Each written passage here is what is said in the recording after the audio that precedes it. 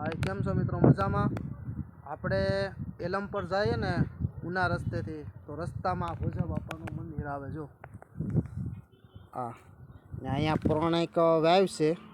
પહેલાં ભોજા બાપાના દર્શન કરી લઈએ, પછી તમને વાવને બતાવું. જો સાઉન્ડમાં મૂર્તિ છે ને આ ભોજા બાપાને દર્શન કરી લેજો. મેં તો કરી લીધા દર્શન. ચાલો તમને વાવ બતાવું.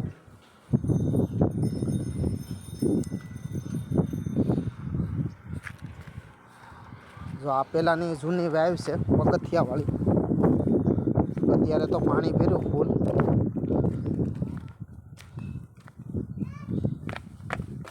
જો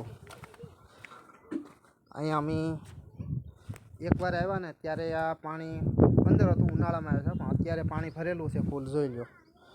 ને ઉપરથી તમને બતાવું. અહીંયા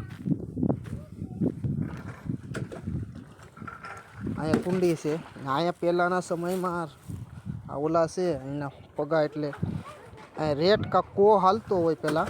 પાણી આ ગાયમાંથી કાઢતા હોય એવું લાગે. જે મિત્રોને આ વાવ વિશે ખબર હોય એ કોમેન્ટ કરીને કહેજો. આખી પગથિયાળી વાવ છે. ભોજા બાપાનું મંદિર છે. અહીંયા પૂતળા બાપાનું મંદિર છે. ભૂતળા દાદાનું મંદિર પણ છે, મામાદેવનું. તો આપણે ભૂતળા દાદાનું દર્શન પણ તમને કરાવું. જો આ મંદિર છે ને અહીં પૂતળા દાદાનું બિરાજમાન છે. નાથ દાદાને તો કોમેન્ટમાં જઈ પૂતળા દાદા લખી દેજો. ને વિડીયો સારો લાગ્યો હોય તો લાઈક, કોમેન્ટ અને શેર કરી દેજો.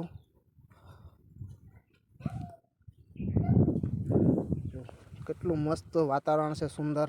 સામે પવન શકી છે.